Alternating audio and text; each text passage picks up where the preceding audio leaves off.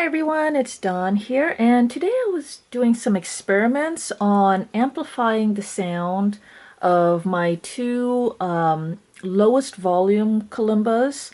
That would be the acrylic and a flatboard. So it's a very simple concept. Basically, it's already built into your hollow. Your hollow is the loudest.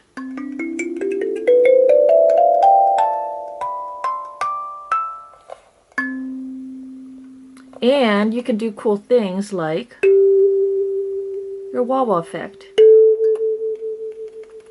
because it's a hollow.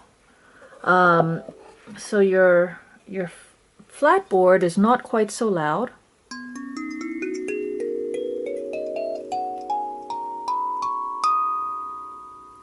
But the sound is a little bit richer. There's a different timbre to the sound, right? And then your acrylic is not probably the lowest volume.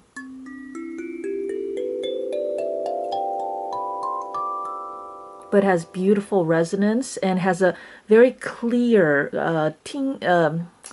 I say ting, but not in a bad way, but a very clear like music box, more music boxy. And it's like I can really hear the difference between a hollow, because the hollow one, the sound is hollow as well, not in a bad way, but it's amplified and it's hollow. And then this one has a deeper timbre to it because I mean it's going through thick wood, right? And so it's just really interesting how sound is comes out and what we experience when it passes through different materials. And so, but today I want to focus on just amplifying sound a little bit. So the most obvious thing is you already have an amplifier right here. If you want to play your acrylic, just put it on the back and now it's louder.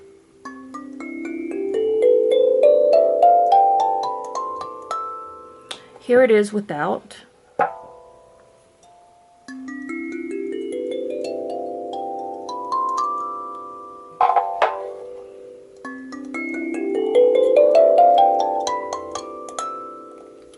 Okay, so, and you can do that with the flatboard as well. So, and if you have guitars, ukuleles, any of those, I was playing around with my ukulele as well.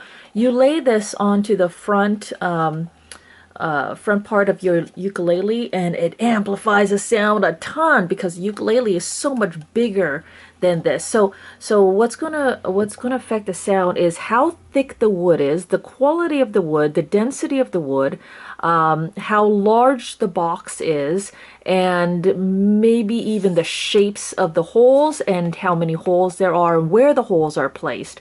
All of these are factors in how the sound goes. So this kalimba was not performing, so I took it apart, and it's actually really easy. If you've ever wondered, this was the piece that went onto there with these big old screws.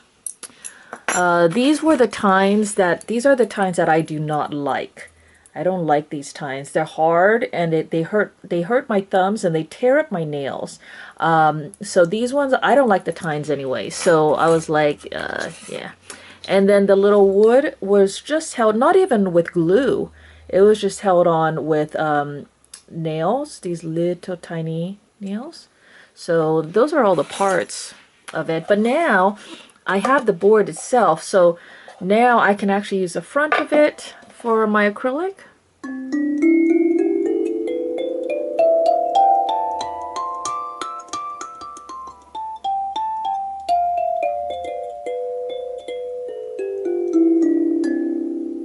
And if there is a little vibrating noise, it could be because of the acrylic touching with the wood, and it's not a perfect match.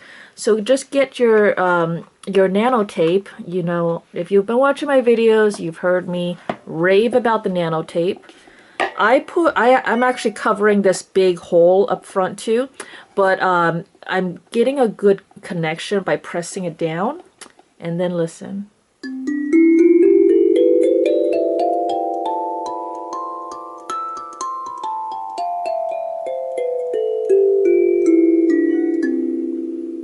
And then what's interesting is you get a mix of the sound, the clear ting music boxy of the acrylic combined with the deeper timbre of the wood and the volume of a flat of a hollow box, right? The resonating box.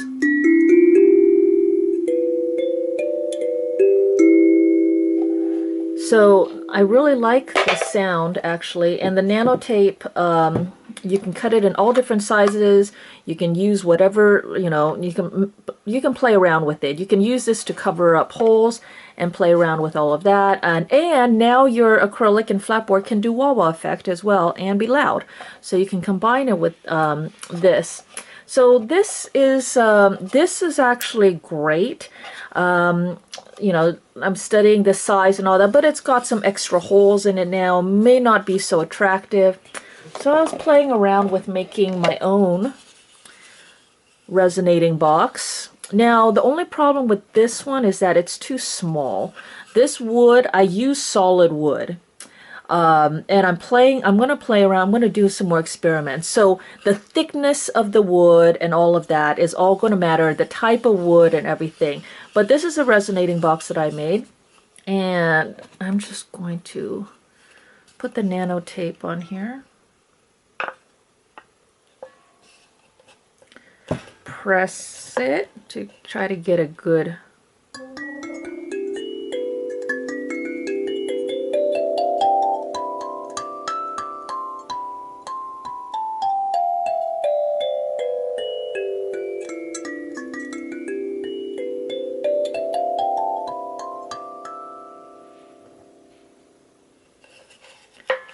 So this one is nice, not as much volume, but definitely adds a little wood timbre to it.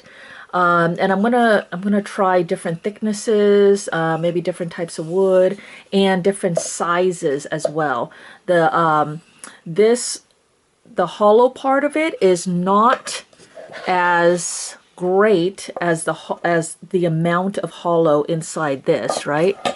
So then now, you don't have to work with wood. You don't have to tear apart a kalimba. You don't have to try and make a wood one. You can actually use the very, very simplest thing. Use the box that your cheapest kalimba came in. It actually sounds wonderful.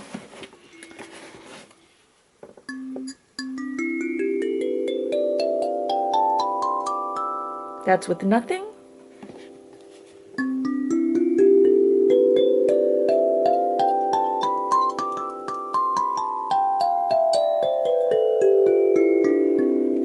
Can you hear how much louder that is?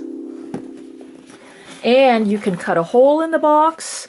I tried different boxes. Here is another box. It's a little bit smaller.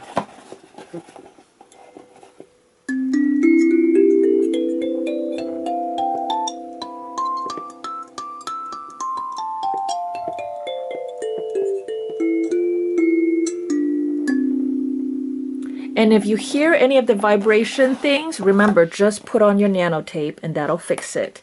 Or a little bit of tissue or whatever. So then I started playing around with different boxes. Here is another box. And this box, I cut a hole over there. I tried a hole down there. That hole needs to be a lot bigger.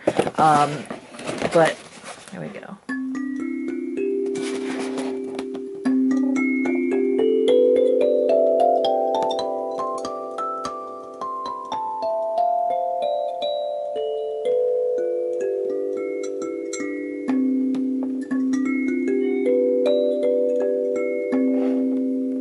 Actually like the way that sounds, but the box is nice because it's letting me experiment with different sizes and shapes, different heights and depth.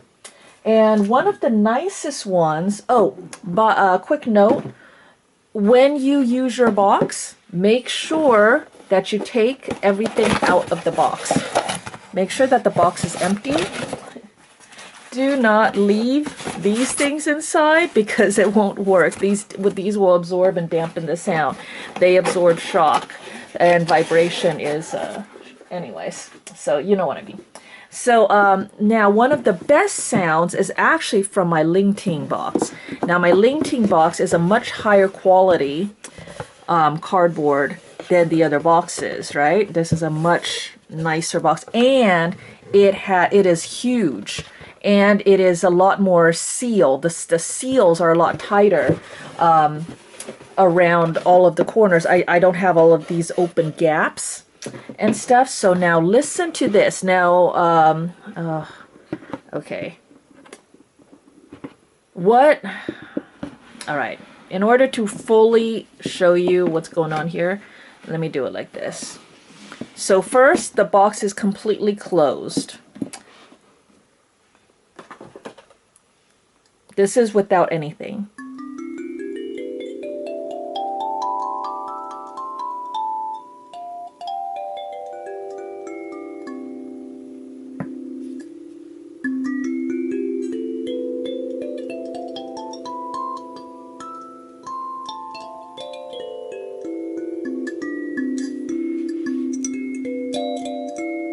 Okay, not that impressive. Now open the box. You need to have that hole. And I don't want to cut this box yet because, I don't know, I'm still attached to this box. This is a beautiful box. I'm going to leave a hole that big.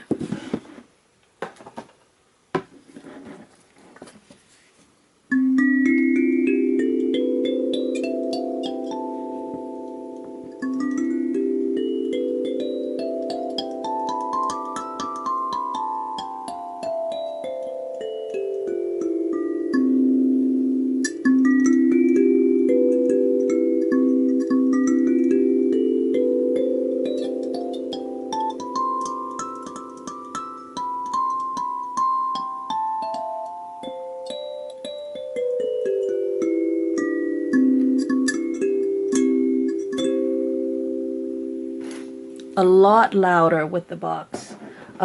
So the larger it is, the shape of the hole, the quality of the material, all of that matters. But if you just you just really quick need something, then this works.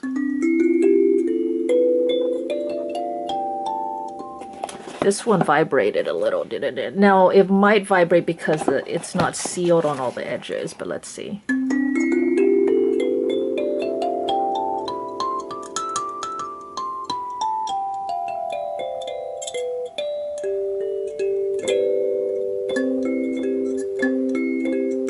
Yeah, so this type of box is not quite so great because I'm hearing vibrations between these seams.